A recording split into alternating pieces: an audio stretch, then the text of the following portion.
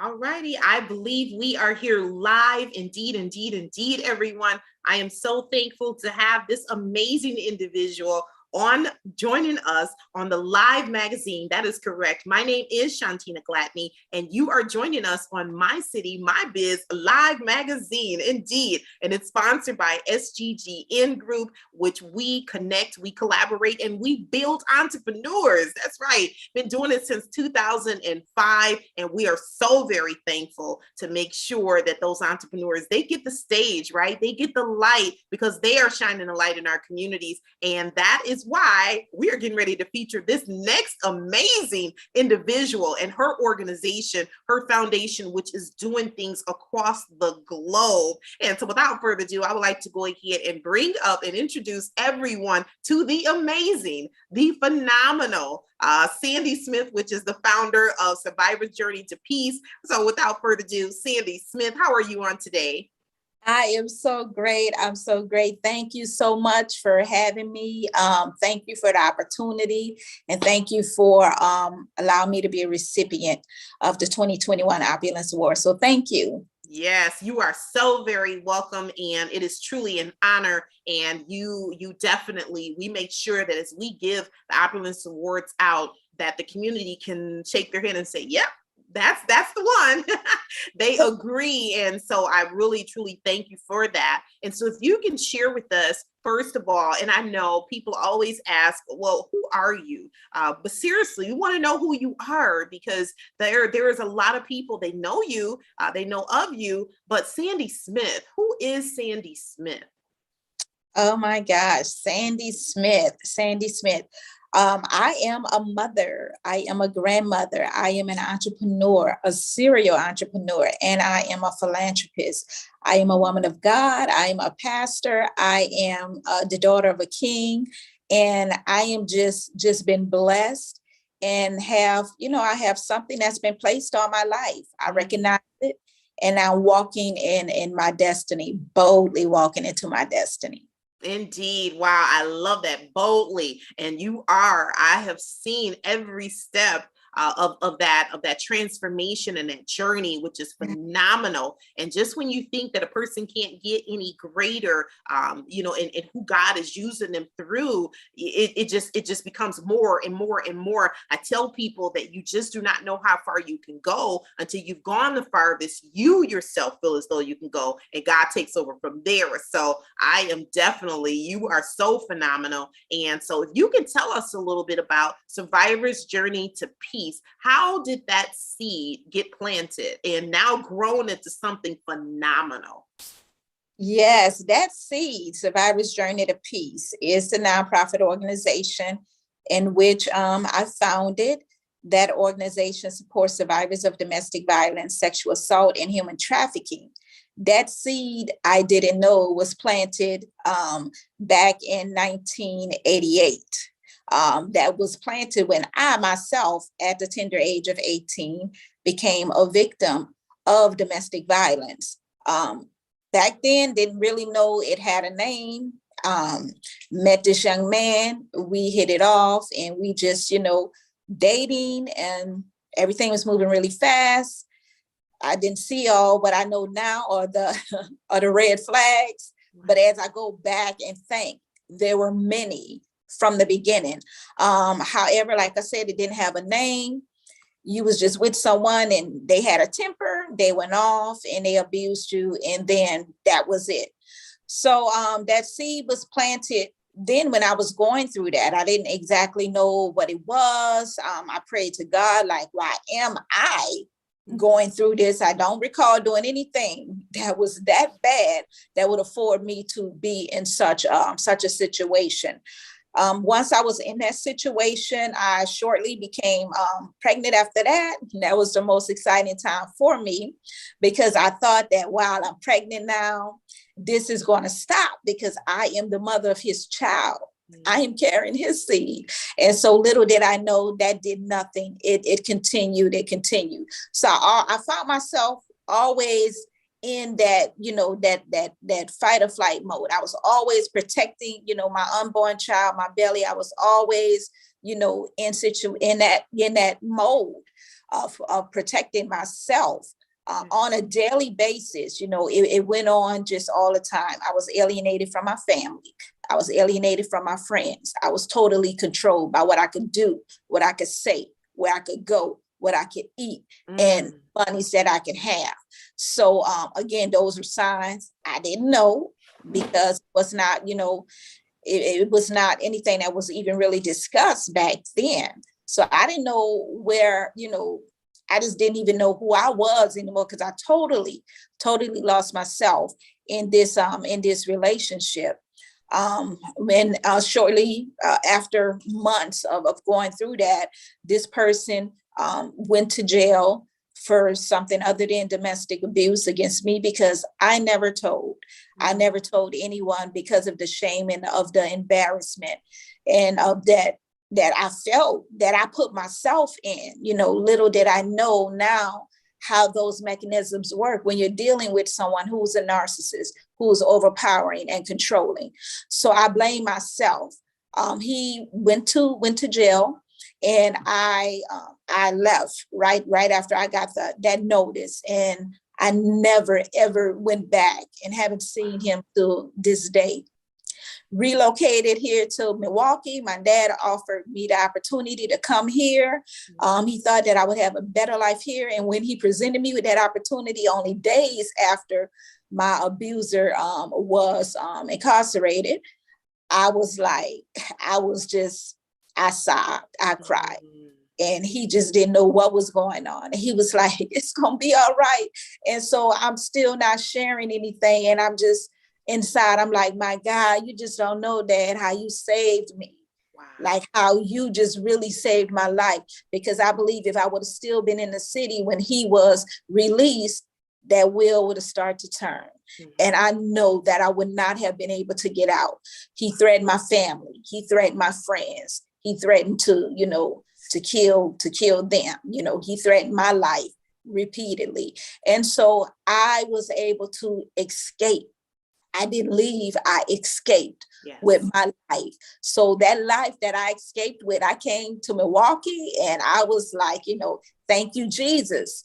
But little did I know everything that was attached to a victim who has been traumatized by, abuse and that suffering. So I would have night sweats.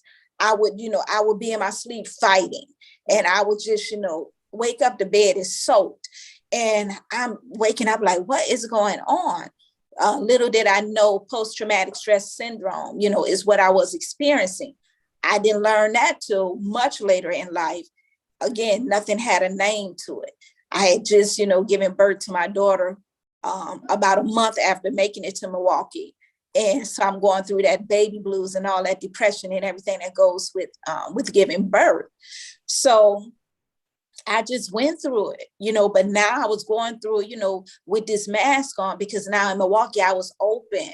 When I was in New Orleans going through my situation, no one was around. It was just me. No one even really hardly knew where we even lived at, So now I had to come here, and I had to put that mask on, and I had to act like everything was great. Yeah. This is a great opportunity for me. But little did people know that behind that mask, I was so broken.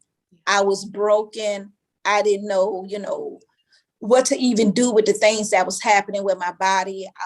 I was just here. Later in life, I was able to went on with my life, had my children, my family. I had married, and I had divorced. And then my marriage dissolved. My children grew up. And I'm like, okay, this can't be it. And so it's just like me and a dog looking at each other like, okay, is this it? I'm like, I don't know. I really don't know. But and then that's when my journey began with God. I began to seek him for purpose, because I just knew my purpose was not just to be a wife. I knew I was more than, a mother. And so through that journey and through that walk with God, he revealed to me that, what I tried to cover up what I tried to sweep under the rug, that was my purpose. That was it. And then, God revealed to me that I had to go back. Excuse me. God revealed to me that I had to go back and I had to get that 18-year-old girl, and I had to go, because within that lied everything. My self-confidence, my love, my peace, my joy was there. Yeah. My purpose, who I was there. So I began to do that. And going through that process, I was hungry. I was thirsting for God. He showed me my purpose. It really clicked when in Milwaukee, a 19-year-old girl, she was with a boyfriend in a car. The gun was involved, and she lost her life. And it clicked. It's like, that could have been you. You were that same age. And, unfortunately, she didn't make it. But hey, you did. And this is why you made it. So that's when, everything was formed. That's when the ministry was formed, that I know that I needed to go share my story, especially to individuals in that age group, those young adults, when you just coming from home and you're going into the big world. And your parents don't really teach you those things. You don't go out, you don't have that talk. One moment. I must say, that's a beautiful photo too. Beautiful. Thank you. So we don't have those talks when our children, we send them out into the world. We have those talks about, okay, this is how you pay the bills. This is how you set this up. But we don't have those talks about healthy relationships and unhealthy relationships. How do that look? How do you even know if you're in one? When you are in one, what do you do to get out? What resources are there? We don't send them out there with the number to the National Domestic Violence Hotline, because we don't think that our children or anyone would actually end up in situations like that. So that's what Survivor's Journey to Peace does. Our first event was basically, I didn't know, but that was me telling my story. And I was going to share that with my close family and friends. But as God began to deal with me with that, and he was just like, bigger. Do it like this, do it like that. And he starts sending people. And then, the conference, the event was formed. And I'm like, okay, I'm with you, God. What we gonna call this? It's gonna be a domestic violence event. And so I prayed on it. And one night I was awaking out my sleep at about 3 a.m. and I just started writing. I had my notepad on the side of my bed, and I just woke up and started writing. I didn't even know what I was writing. And after I finished, I looked at it, and it said Survivor's Journey to Peace. Yes. I'm like, that is it. Yes. And so I dated it and I time-stamped it. And that is when Survivor's Journey to Peace was formed. We had the event. I shared my story. We had about, 100 people there. 5 of them was my family. So, 90 of these people is people I didn't even know. And I'm like, this is the way I wanted to share it. But okay. So I did. And then what happened during that event was just so amazing. You had women coming up to me, asking me, can they share their story? Thanking me for actually doing this, because it now opened the door for them. And it was just such a peaceful, and safe environment. You have to be in a safe environment to even want to stand up and share their story for the first time. So even me sharing my story, it was so many other women in the room doing that. So Survivor's Journey to Peace was born. And so now that's what we do. We advocate for those who do not have a voice. And we also provide advocacy as well as resources. We do workshops at universities, at churches, out in the community, at businesses and organizations. So we do workshops, we do direct services, we do everything. Outreach and education is one of the biggest things that we do. So that's what we do. Yes. Wow, indeed. I tell you, oh my goodness, survivor's journey to peace. And that's what I see. And so right now you're out there serving. A couple weeks ago, you were in Ghana. Oh my goodness. And so what are you doing? First of all, where are you? And then second of all, what are you doing there? Well, right now I am in New Orleans, Louisiana, Survivor's Journey to Peace. We have initiated a Hurricane Ida Relief Fund to bring aid to those who were impacted by Hurricane Ida. So I am originally from New Orleans, Louisiana, born and raised. So when it happened, I didn't even know there was a storm.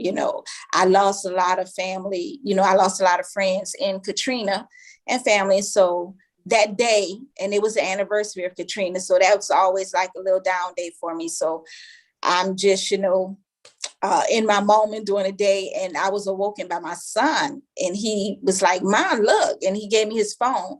It was Canal Street here in downtown New Orleans, and the wind was blowing at 150 miles an hour. Everything was blowing over. They had damage everywhere, and I was like, "Oh my gosh!" Mm-hmm. I'm like, "Oh no!" Yes. On the anniversary of Katrina. Yes. Man, can we? This is too much. I'm not even there, and mm-hmm. I was just the way that it impacted me. It was just like, I always say that and this is for people who don't know what your purpose is. Your purpose is in that thing that makes you angry, that mm-hmm. thing that gets you upset, that thing in which you say, "Oh no, I have to do something about this." Yes. That's where you fly. And with this Hurricane Ida relief, that's where it was birthed. When I seen that right. on the anniversary of Katrina, my God, haven't my people been through enough? Yes. And then to have the reports coming in, individuals without lights, thousands of people without lights for up to more than 4 weeks mm-hmm. without electricity. Mm. So it was birthed, and I put it out there, and I'm like, "Hey, I'm doing this fun. Yeah. I need some help." Yeah. And God started to send the people. He started to send the team, and, and the team was born, and then we just pushed, and they are en route right now to La Place, Louisiana, where we're going to have our first donation site. Our drive-through donation site. So they're here right now. I will be meeting them in about 2 hours, and we're going to unload these supplies in the trunks of cars that come by. We're set up tomorrow also in St. James Parish here in Louisiana to do the same thing. Wow. And then we come on Sunday. Yes. Oh my goodness. Oh my goodness. We have a movement going, and that will be launched tomorrow. Making a living while living. And that's truly what you are doing, Sandy Smith. It is all about the purpose. Yes. And living that out, walking it out. And like you were saying, what is that? What is your never again moment? When you say that, that is where you will find your purpose. And sister, I tell you, you've truly found your purpose. And so we want to make sure that you understand that we are here every step of the way with you. And so that's why you are our Pinnacle International Removing the Walls Ministry Collaborator, our very first one. And I tell you, we are so very proud of you, Sandy. We are thankful that you answered your calling. That is what it's about. And you're an entrepreneur. And I tell people there's so much work to do in kingdom building, and people will understand it greater when they see it in action. And you are truly an amazing vessel being used by God in action. And so that's why you are a Pinnacle Collaborator 2021 of that Opulence Award. So you stand in the halls of so many amazing people. And I'm looking forward to making sure that we showcase everything that your organization does 2022 moving forward. So keep the great work. Amen. Thank you so much. I really appreciate it. And I just, hate that I'm not there to accept it in person. But that I had the opportunity here to say just thank you,